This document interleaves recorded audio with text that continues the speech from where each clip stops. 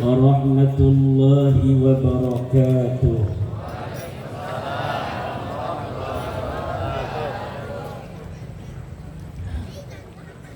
Alhamdulillahil malikil hakim,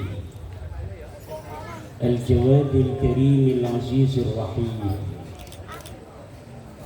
fattariqu ilaihi wadihul lil qasidin, waddalilu alaihi laihul lil nadhirin.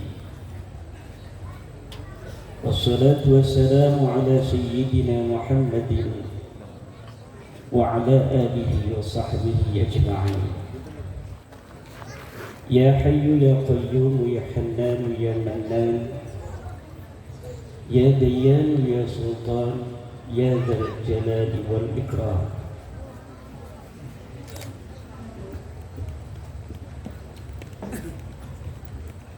Amma ba'du, faqala Allah Ta'ala fil Qur'anil Karim, A'udzu billahi minasy syaithanir rajim. وما كان محمد أبا أحد من رجالكم ولكن رسول الله. صدق الله العظيم. حضرات المكرمين، سادتنا الكرام, para kiai, para alim dan ulama, para kesepuhan,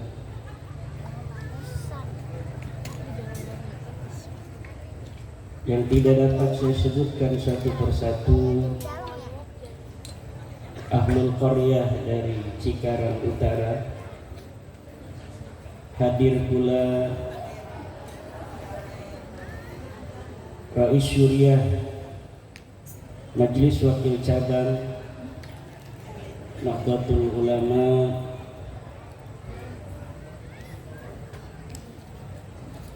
dari Cikarang Utara, Ketua MWC NU Cikarang Utara, Penasehat Laskar Sabilillah Provinsi Jawa Barat Kiai Haji Ihsanuddin Al-Badawi, Panglima Besar Laskar Sabilillah Wali Songo Jawa Barat As-Sayyid Tengku Mudaqari, Panglima Laskar Sabilillah Wali Songo Kabupaten Bekasi Ki Anom, Ketua Panitia Maulid Baginda Nabi besar Muhammad sallallahu alaihi wasallam Hari Santri Nasional Nahdlatul Ulama 2023, BKM Masjid Jami Al-Madani, para pengurus NU dari mulai tingkat MWC sampai ranting, penceramah kita dari Pemalang, Al-Mukarram, Al-Alim, Ad-Da'i ilallah, Kiai Haji Fuad Al-Kamalani, qori-qori kita, tim Marawis kita, Ketua Ansor Kecamatan Cikarang Utara, Ketua Muslimat Cikarang Utara, warga Nahdliyin Cikarang Utara, santri dari Mbah Hashim Asy'ari, amin. Para ibu, para bapak, para hadirin ma'asyiral muslimin rahimakumullah. Malam hari ini adalah malam cinta kita kepada baginda Nabi.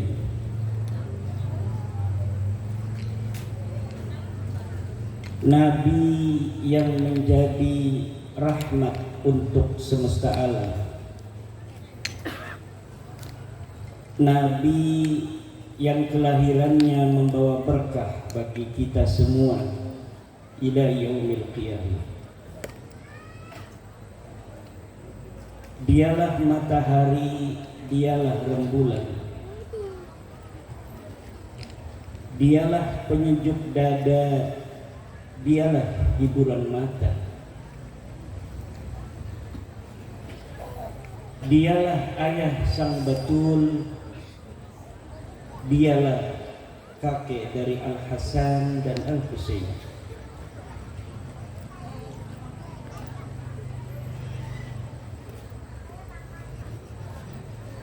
Huwa iksir wa ghali, huwa misbahus suduri.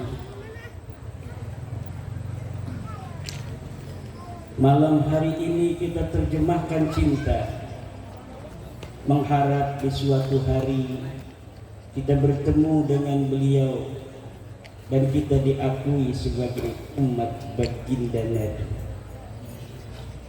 Beliau adalah habibana wa syafi'ana wa maulana Muhammadin wa maulana Muhammad wa maulana Muhammad.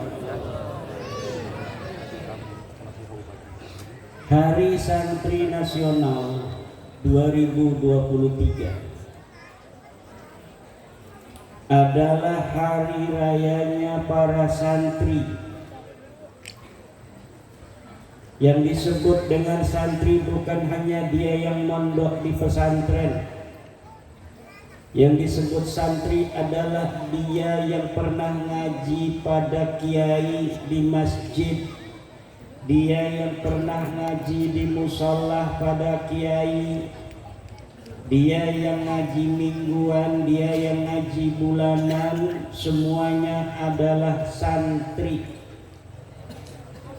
Karena yang namanya ngaji tidak kenal mantan santri, tidak kenal mantan murid kiai. Dari mulai kita dilahirkan sampai nanti kita mati, kita wajib menuntut ilmunya Allah Subhanahu wa ta'ala.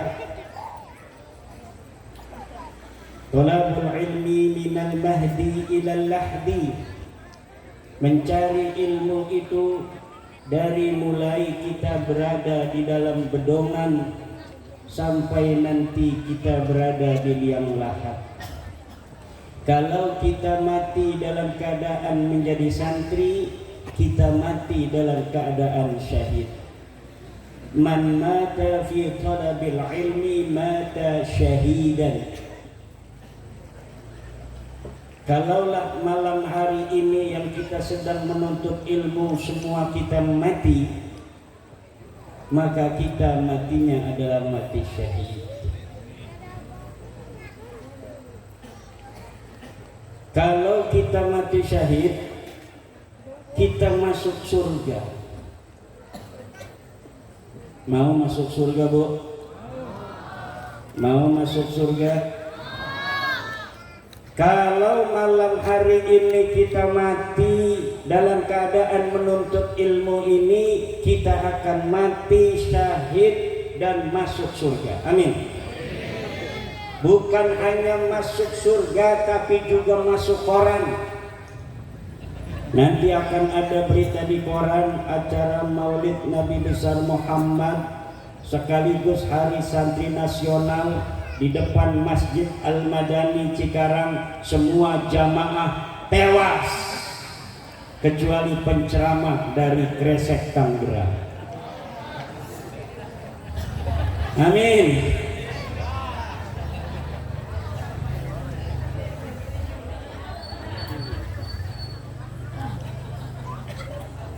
Kata Mbah Hasyim Asy'ari, siapa orang yang ngurusi NU maka dia akan aku anggap sebagai santriku, dan siapa orang yang aku anggap sebagai santriku maka aku akan doakan dia mati husnul khatimah beserta keluarganya.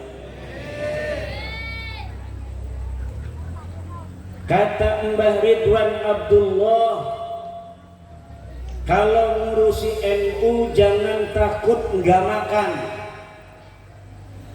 Kalau ngurusi NU jadi Banser, jadi Ansor, jadi MWC, jadi LBM, jadi Muslimat NU kurang makan, tagih padaku kalau aku masih hidup. Kalau aku sudah meninggal, tagih di depan batu nisanku. Kenapa Mbah Ridwan Abdullah, pencipta lambang Nahdlatul Ulama, begitu yakin, seyakin-yakinnya orang yang ngurusi NU akan banyak rezekinya? Kenapa? Karena ngurusi NU itu ngurusi orang ibadah, ngurusi NU itu ngurusi kiai, ngurusi NU itu ngurusin santri. Kerjanya kiai, kerjanya santri cuma mengaji, cuma mengajar. Ngurusi NU itu ngurusin warga Nahdiyin, bapak-bapak yang pengajian di masjid, bapak-bapak yang pengajian mingguan, ibu-ibu yang pengajian mingguan di majelis taklim, itu yang diurusi oleh NU. Semuanya adalah ibadah. Ibadah itu takwa, wa ayyattaqillah yaj'al lahu makhraja wa yarzuqhu min haitsu la yahtasib. Makanya rizkinya orang NU itu kebanyakan min haitsu la yahtasib. Tiba-tiba ada ngeriung dapat berkat, betul. Tiba-tiba ada inna lillahi wa inna ilaihi raji'un, dapat amplop. Tiba-tiba Kiai Ihsan dapat telepon dari Bupati. Kiai Ihsan tahun ini ikut pergi haji dengan rombongan gubernur dan bupati. Itu min haitsu la yahtasib. Sayyid Qori bisa bangun pesantren min haitsu la yahtasib. Saya pergi haji 2010 itu min haitsu la yahtasib. Gus Dur jadi presiden, orang pengen jadi presiden, kita lihat di televisi sekarang ribetnya minta ampun, betul. Gus Dur jadi presiden min haitsu la yahtasib, tidak mengeluarkan uang sepeser pun. Makanya ketika Gus Dur jadi presiden, tidak pernah mikirin bagaimana caranya mengembalikan modal, karena memang tidak modal.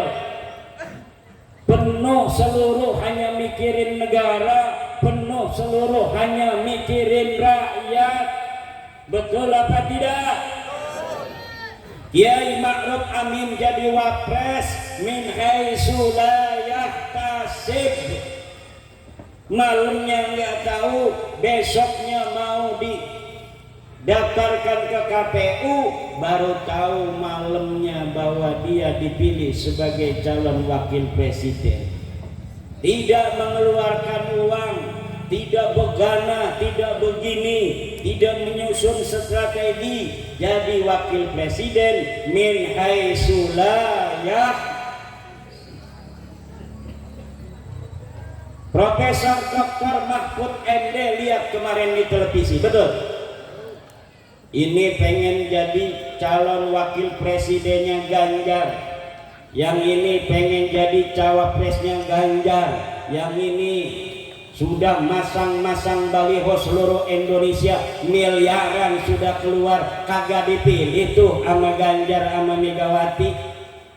Profesor Mahfud MD karena dia orang NU, dapat barokah NU, ngurus NU tanpa keluar uang, jadi calon wakil presiden Republik Indonesia.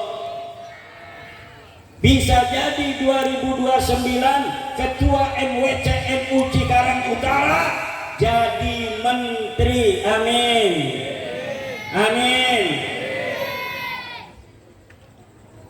Rocky Suryahnya jadi one team press. Amin. Makanya ngurusin NU bismillah Allah. Bismillah tawakkaltu alal. Bu.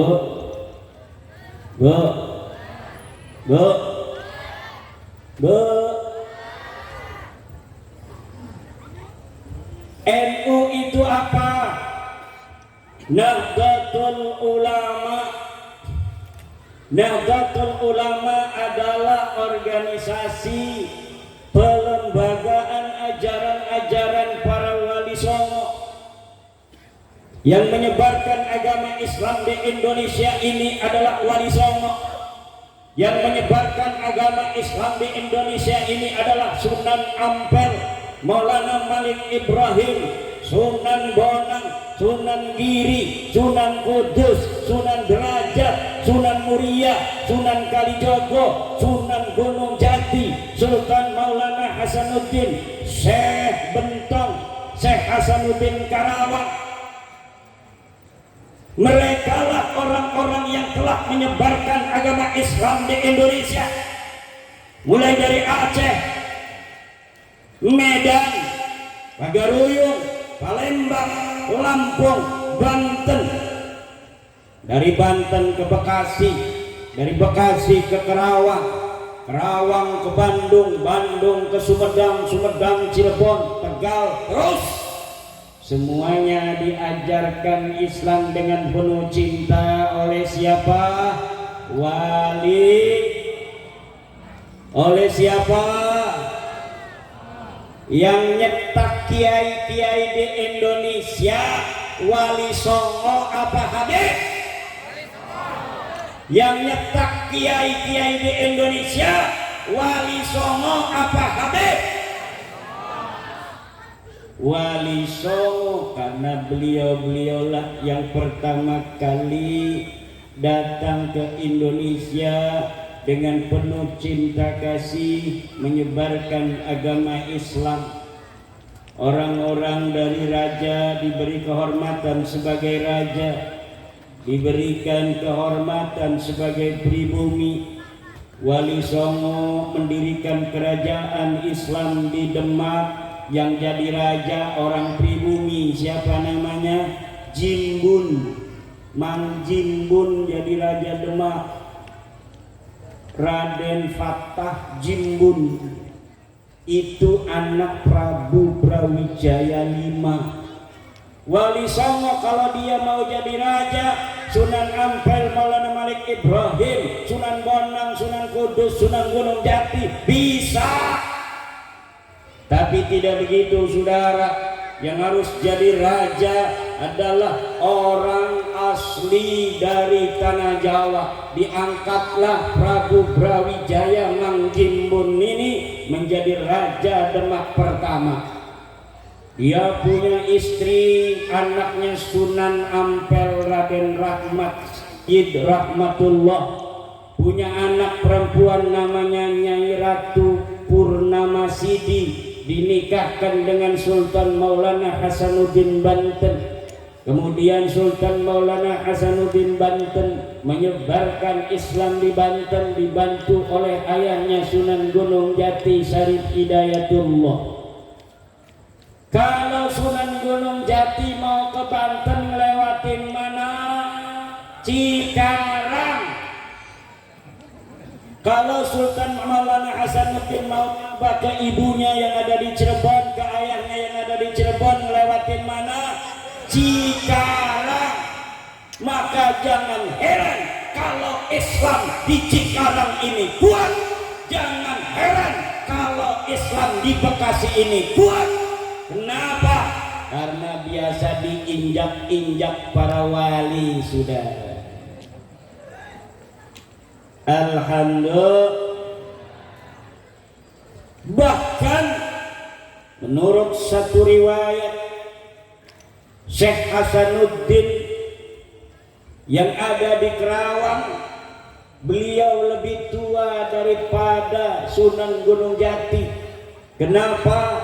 Karena Syekh Hasanuddin, Syekh Kuro Kerawang itu gurunya dari neneknya Sunan Gunung Jati. Nggak main-main. Orang sini zaman dulu perempuan sudah mesantren. Abad ke-15 1400 Nyai Subang Larang itu wanita, dia sudah mondok. Maka saya nggak heran, saya punya pondok pesantren di Kresek Tangerang, santri 900, itu mungkin 200 orang Bekasi. Orang Cikarang banyak, orang Tambun banyak, orang Cibitung banyak, orang Kerawang banyak. Kenapa? Karena tradisi mondok pesantren orang Bekasi, orang Kerawang sejak abad ke-14 perempuannya pada mondok pesantren. Tidak heran pula kalau di Bekasi jiwa-jiwa perjuangan begitu terasa, jiwa-jiwa pahlawan begitu terasa, bukan hanya pada perang kemerdekaan. Kita kenal adanya puisi antara Kerawang dan Bekasi, bergelimpangan para pejuang-pejuang Cikarang, para pejuang-pejuang Bekasi, pejuang-pejuang Karawang.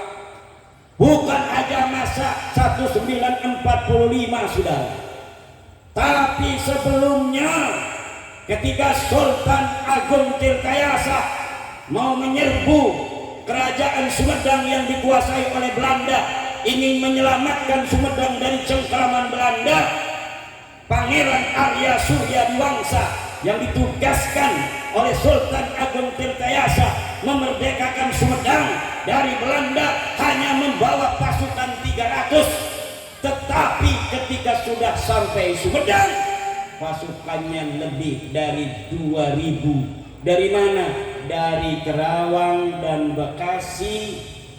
Mereka semuanya warga Kerawang, warga Bekasi, ikut perang bersama Sultan Agung Tirtayasa, pasukannya yang dipimpin oleh Raden Arya Surya Diwangsa bin Prabu Gesan Ulun Sumedang. Jangan macem-macem sama orang Bekasi, jangan macem-macem sama orang Cikarang.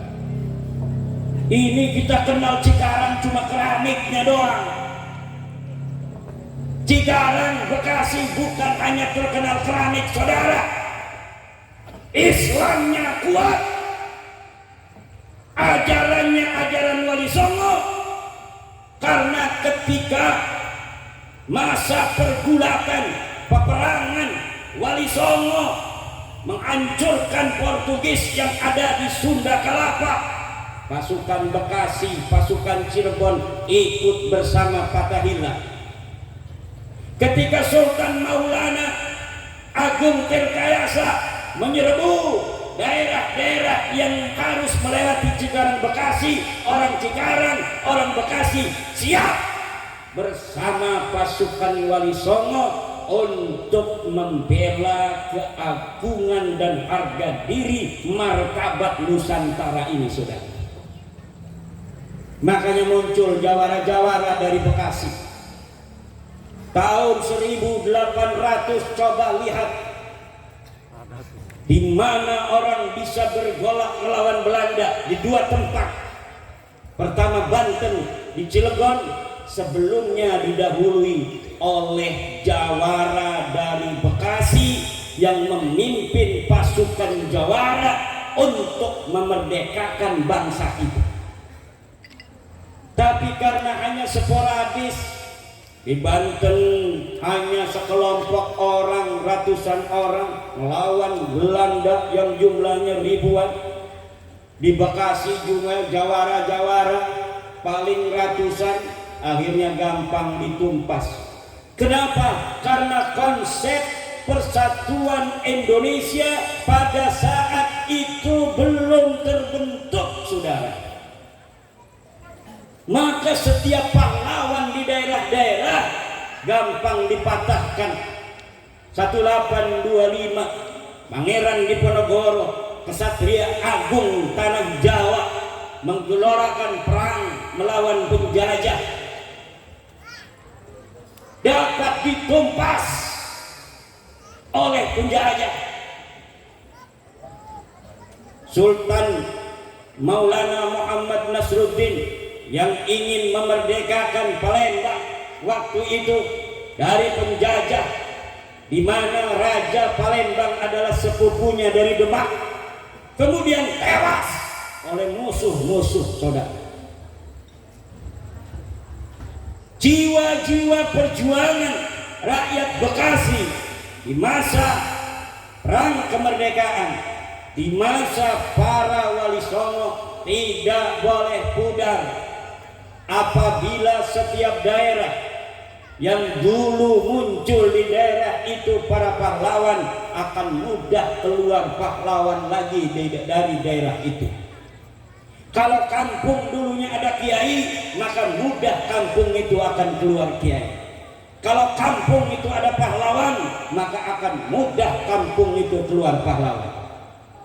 Kalau di kampung itu dulunya gelap, ditaruhin santri dua, ambil menantu santri, insya Allah 2 generasi itu kampung jadi kampung kiai. Orang kagak mau sholat itu di kampung, mabokan tiap hari. Coba yang paling cantik kawinin nama santri, 2 tahun santri gak kuat, cerai, tapi dia punya anak. Anaknya ini nanti tunggu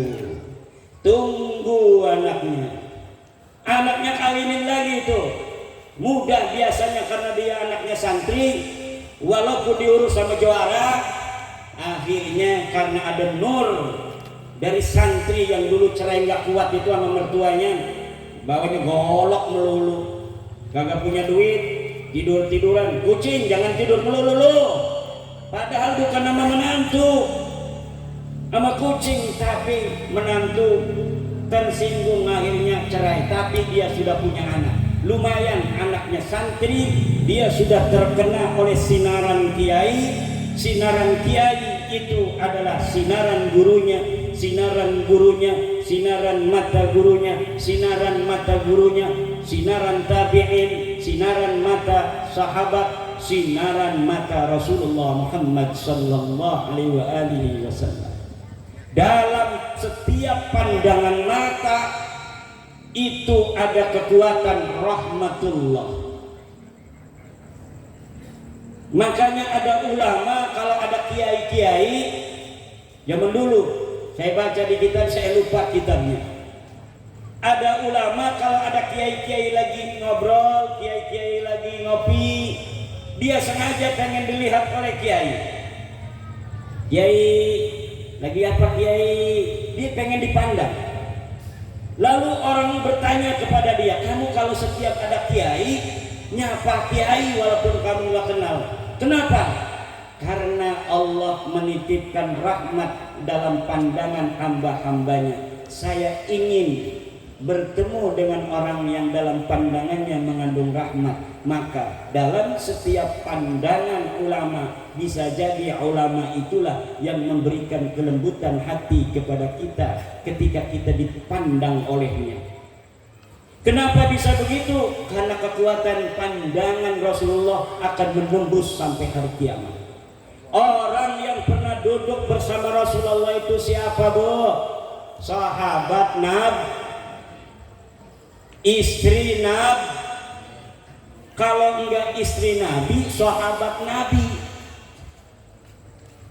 Makanya kalau umpamanya kita mau ada hajat, kita wasilah jangan kepada Rasulullah saja, istrinya ini harus dibawa nama-namanya.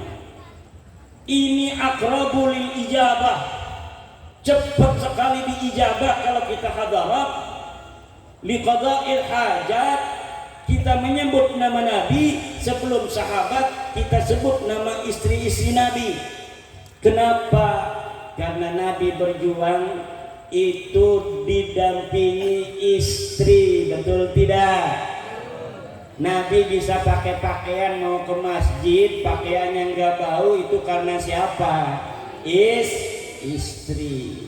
Ketika Nabi dakwah pulang capek, yang nyiapin makanan minuman siapa? istri. Makanya hadarat kepada istri-istrinya Rasulullah.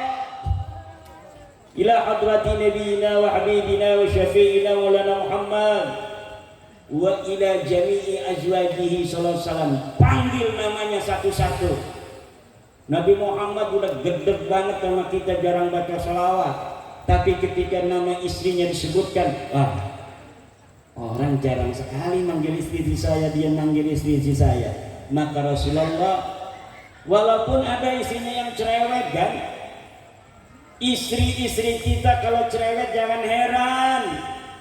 Dulu juga wanita itu dari zaman Nabi Adam sampai sekarang, nanti sampai hari kiamat dia begitu.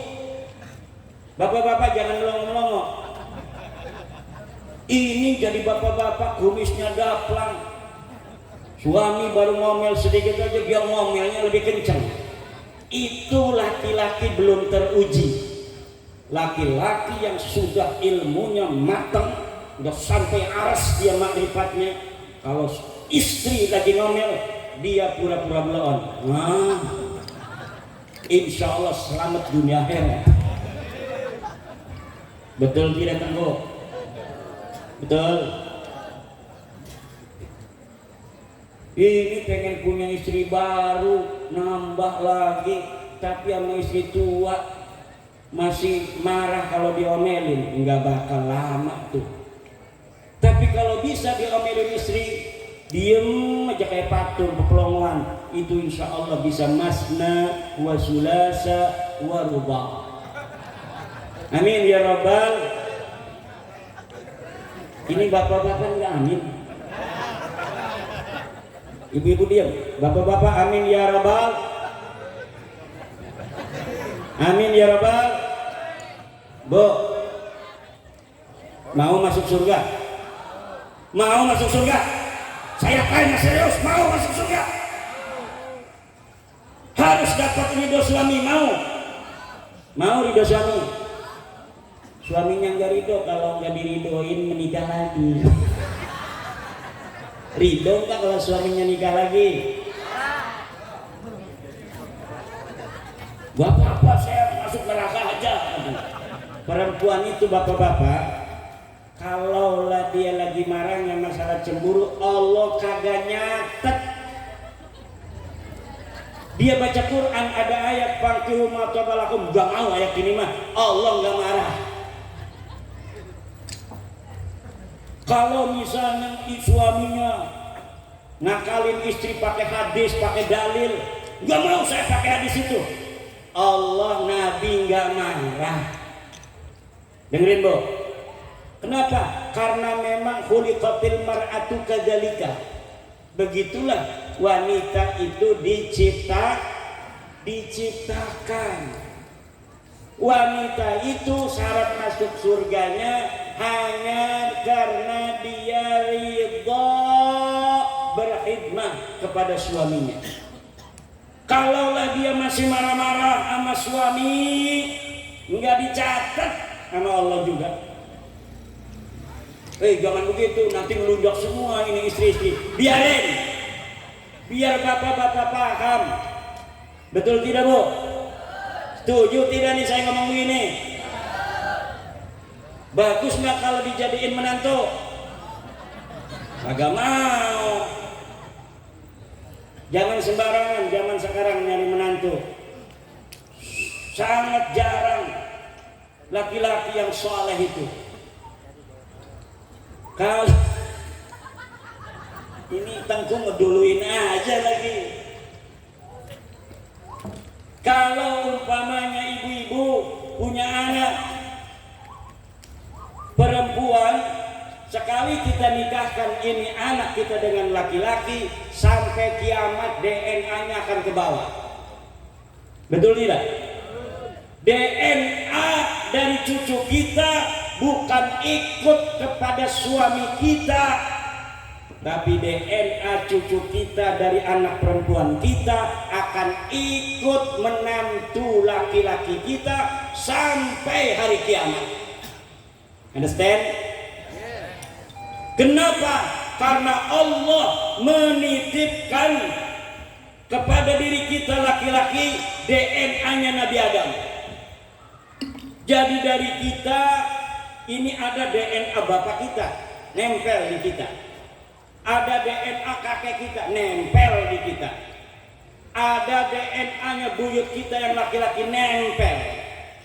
Jadi garis lurus kita dari mulai kita sampai Nabi Adam itu ada di badan kita. Ada juga di samping sininya garis seluruh daripada gen leluhur kita dari perempuan laki-laki. Jigja. Ini kita punya ayah, ayah punya ibu, ibu punya ayah, ayah punya ibu, ibu punya ayah. Semuanya ada di dalam diri kita. Jadi kalau kita mau tahu ada anak hilang di Kali Citarum, dia ditaruh di bentang, terus kita ambil ini bayi masih hidup, kita pengen tahu dia ini keturunan siapa.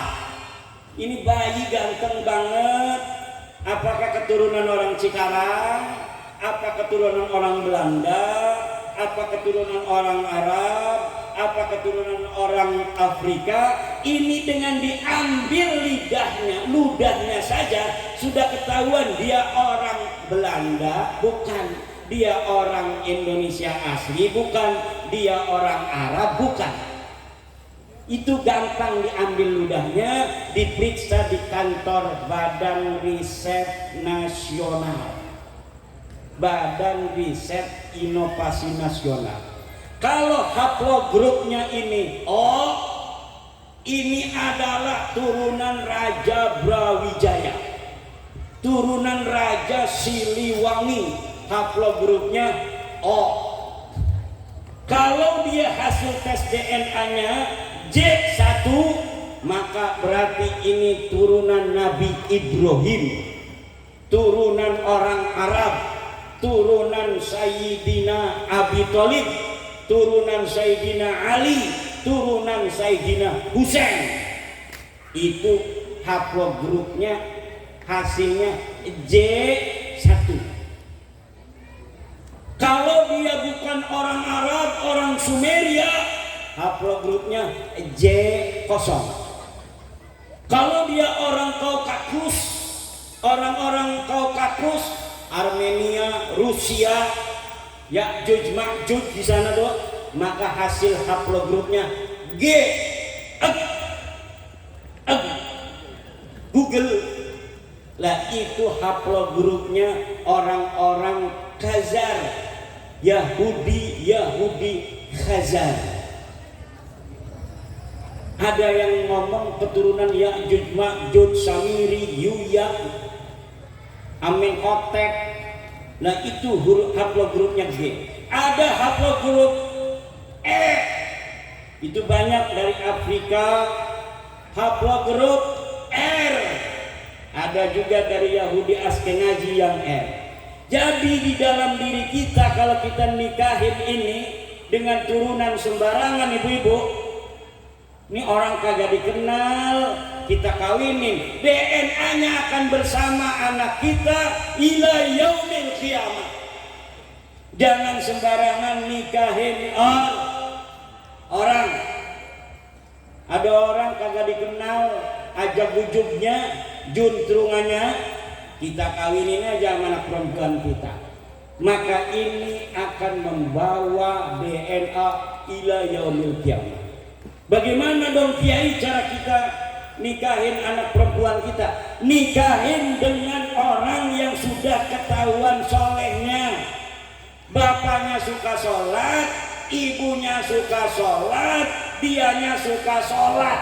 Itulah menantu yang baik untuk anak kita, keturunan kita ila yaumil qiyamah. Bu, kedengaran apa tidak?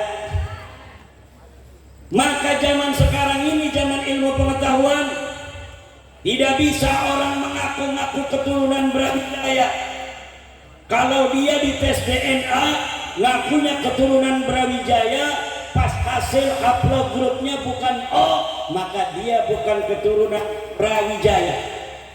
Kalau dia ngaku-ngaku keturunan Rasul, keturunan orang Arab Rasul itu, tapi haplogrupnya bukan haplogrup J1, maka dia bukan keturunan Nabi. Karena syarat keturunan Nabi yang pertama adalah dia harus keturunan orang Arab. Orang Arab itu haplogrupnya J1. Bagaimana dia ngaku keturunan Rasul kalau haplogrupnya bukan orang Arab, Arab acan. Nah,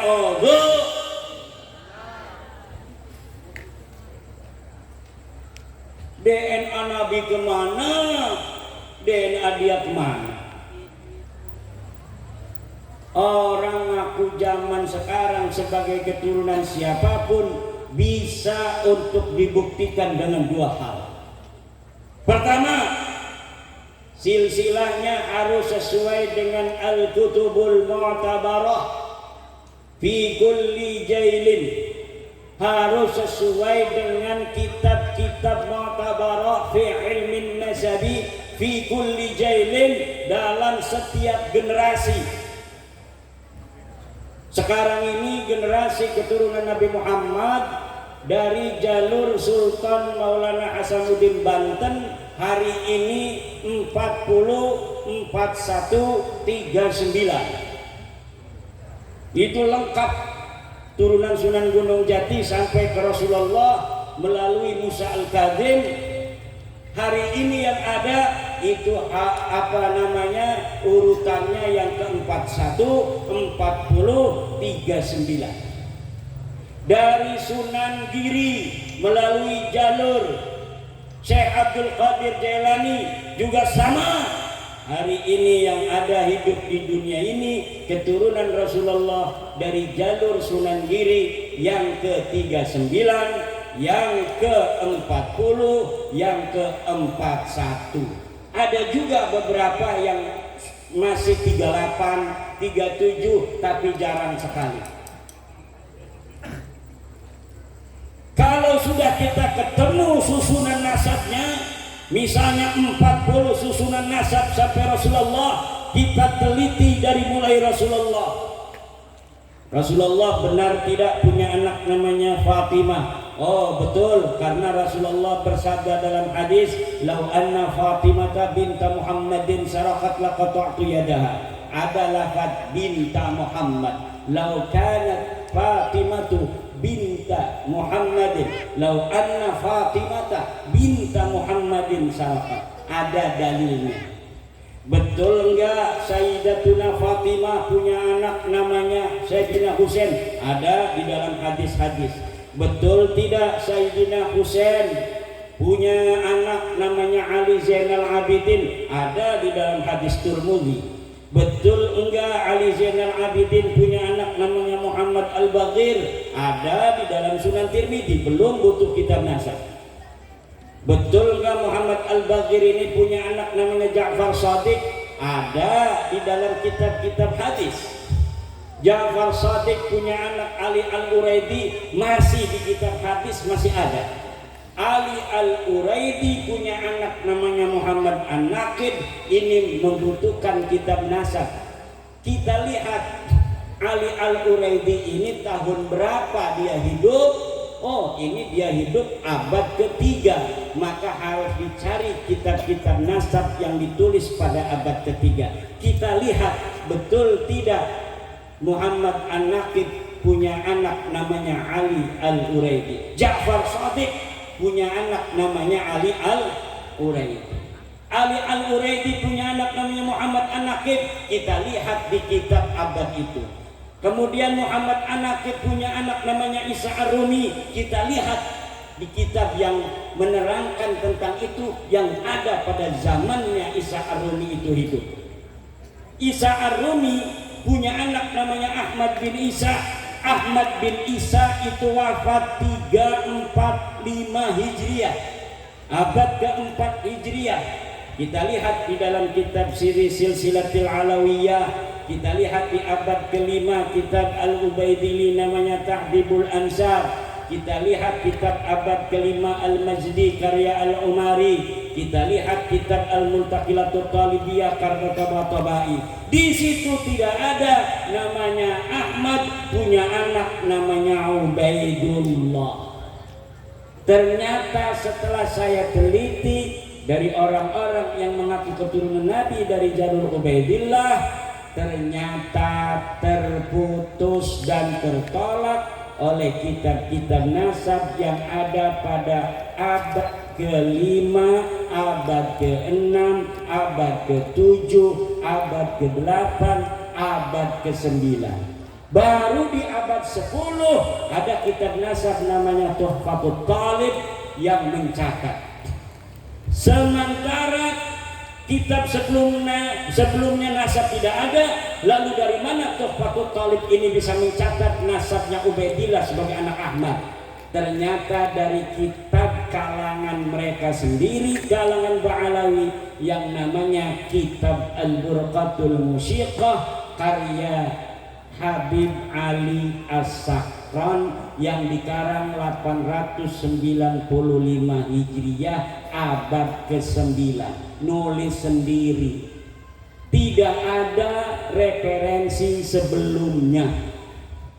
Jadi kita ngaku anaknya Sultan Hasanuddin. Sultan Hasanuddin misalnya anak laki-lakinya Maulana Yusuf, Pangeran Arya Jepara. Kemudian kita sisipin Maulana Hasanuddin punya anak tambah satu lagi namanya Sudarmono. Sudarmono bin Maulana Hasanuddin. Maulana Hasanuddinnya adanya di abad 16, pengakuannya di 2023. Hari ini orang banyak yang gak percaya, tapi dia bikin suatu kitab, nanti 500 tahun lagi kitabnya ditemukan orang. Ketika kitab ini 500 tahun lagi ditemukan orang, maka kitab ini jadi manuskrip, dianggap bahwa kitab ini benar. Tetapi orang yang mau meneliti tidaklah cukup dia dengan satu kitab, dia akan periksa kitab-kitab sebelumnya. Benar enggak itu Sultan Maulana Hasanuddin punya anak namanya Sudarmono? Sudarmono sebagai anak Maulana Hasanuddin tercatat tidak di abad 16 Masehi, tidak. Tercatat tidak di abad 17, tidak. Abad 18, tidak. Abad 19, tidak. Abad 20, tidak. Abad 21, 2023 baru ada anaknya Sultan Maulana Hasanuddin namanya Sudarmono. Ini jelas nasabnya nasabun munqati'un, nasabun mardudun, nasabun batilun, nasabun muntahalun. Nasabnya dapat ngerampok. Ini ibu dan bapak hadirin ma'asyiral muslimin rahimakumullah. Ya Allah, udah 1:30. Karena cintanya kita pada baginda Nabi, kita nggak kerasa sampai 1:30. Ibu-ibu, bapak-bapak, saya nggak bakal lama-lama lagi, karena kita selain untuk mencintai Rasul, Rasul juga sangat cinta kepada kita kalau kita tidaklah ketinggalan sholat subuh. Betul? Pagi-pagi kita harus bikin uduk atau beli uduk untuk suami. Betul? Betul tidak, Bu? Jangan-jangan nggak pernah bikin uduk untuk suaminya. Harus mulai besok ibu-ibu bikin uduk untuk suaminya. Amin. Ibu-ibu nyiapin lontong, nyiapin kopi, nyiapin rokok buat suami. Lihat suami rokoknya apa, kalau lah masih sebatang langsung beliin, jangan sampai habis duluan. Amin. Itu begitu saja syarat kita sebagai perempuan untuk bisa menjadi raja nanti di dalam surga. Bu, ibu-ibu ini nantinya jadi ratu kayak Ibu Iriana Jokowi. Pak Jokowi itu jadi raja Indonesia itu hanya 270 juta jiwa, tapi istrinya begitu mulia, dihormati, mau kemana-mana digelar karpet merah sampai pesawat. Betul tidak? Nanti mah ibu-ibu orang Cikarang Utara, kalau dia berbakti pada suami, kalaulah suaminya ridho kepada istri, maka suaminya jadi raja satu planet, itu khusus untuk suami ibu. Rakyatnya disiapin mislud dunia maroten. Dunia ini dikali lipat penduduknya ada berapa? Dunia sekarang penduduknya cuma 8 miliar. Nanti ibu-ibu punya suami, suaminya ini jadi raja, penduduknya 16 miliar. Kita jadi raja, tidak usah kita kampanye, jadi RT aja dihormatin, jadi camat aja dihormatin, apalagi di surga kita jadi raja dari 16 miliar penduduk disiapin Allah untuk mengabdi kepada kita, untuk membahagiakan kita dan istri kita. Dan ini ibu-ibu nih bakalnya tasnya yang paling mahal. Kemana aja pergi dari rumah itu bidadari kanan kiri sudah mendampingi menyiapkan kembang. Jadi ibu lewat itu ditaburin kembang-kembang. Kemudian mau masuk ke pesawat langsung dibukakan pintu, mau ke mobil langsung helikopter disiapin. Kemana saja kita jalan-jalan. Kadang jalan ingin ketemu Nabi Muhammad, alhamdulillah. Kalau kita di dunianya kayak begini, pernah maulid, insya Allah kita bisa bertemu di dalam surga bersama Nabi Muhammad. Kita akan hadiri pernikahan Nabi Muhammad nanti. Ada di surga pernikahan yang paling megah. Pernikahan siapa? Pernikahan Nabi Muhammad dengan Nyi Siti Maryam. Orang-orang seperti Nyi Siti Maryam yang belum nikah di surga dinikahkan. Anak ibu-ibu yang kecil mati, nanti dia akan dinikahkan dengan perempuan yang masih kecil juga meninggal.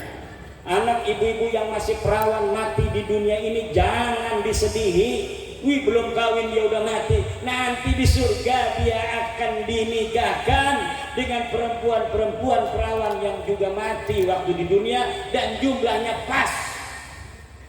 Allah itu maha perkasa, Allah maha kuasa. Semua perempuan yang mati sebelum nikah itu akan sama dengan semua laki-laki yang mati sebelum nikah. Orang-orang gila, ibu-ibu orang gila sering melihat orang gila. Jangan-jangan suaminya gila juga. Itu orang gila, jangan dikira orang gila gak masuk surga ya. Jangan macam-macam orang gila. Orang gila itu orang yang dicintai Allah. Dia hidup gratis di dunia, makan, ngising, tidur, tapi dia nggak dicatat amal jeleknya. Kalau dia sholat dia nggak diapa-apain, tapi dia masuk surga karena pangkatnya sama dengan atfalul musyrikin. Anak-anak kecil orang Kristen kalau matinya kecil dia masuk surga. Itu orang-orang gila. Sama nanti dia akan dimasukkan ke dalam surga oleh Allah Subhanahu. Kalau gilanya dari kecil itu, kalau gilanya dari umur 17 tahun, maka 2 tahun ketika dia mulai balik sampai 17 tahun itu aja yang dihisab. Umurnya sampai 80 tahun gila, itu tidak akan diapa-apain, dia gratis hidup di dunia tanpa dihisab. Enak jadi orang gila, udah jadi gila aja. Orang gila, makanya sama orang gila kita kasih makan. Jangan orang gila dianggap wali. Diciumin tangannya, orang gila nggak perlu cium tangan. Lah orang gila kok dicium tangan. Katanya wali masjid. Wali masjid nggak ada yang tahu. Yang jelas gila dia. Dan orang gila harus dicintai. Jangan orang gila ngobrolin, di YouTubein, yang menang presiden siapa? Prabowo. Taunya kalah. Betul tidak? Coba lihat 2019 orang gila banyak ditanyain, katanya wali, ditanyain tuh orang gila. Ya orang gila kan bisa ngomong. Ditanyain Prabowo apa Jokowi yang menang? Prabowo. Akhirnya yang menang Jokowi, malu juga itu yang nanyain yang nge-YouTubein. Lah orang gilanya emang gak malu. Lah dia mau orang gila ini. Lah Kita yang harus dihormatin siapa? Yang harus dihormatin itu ulama, bukan orang gila. Orang gila itu dicintai. Orang gila itu dicintai, disayangi. Kalau dia kelihatan dia itu enggak makan, kasih makan, jangan kasih duit. Dia enggak tahu duit, kasih makan. Kalau dia kelihatan haus, kasih minum. Enggak usah dibikinin rumah. Orang gila ini dia mah, kecuali keluarga kita sendiri. Makanya yang paling bagus kalau ada orang gila di keluarga kita hormatin, kita muliain, kita siapin rumahnya, jangan sampai keluyuran. Kalau keluyuran pahalanya orang yang dapat.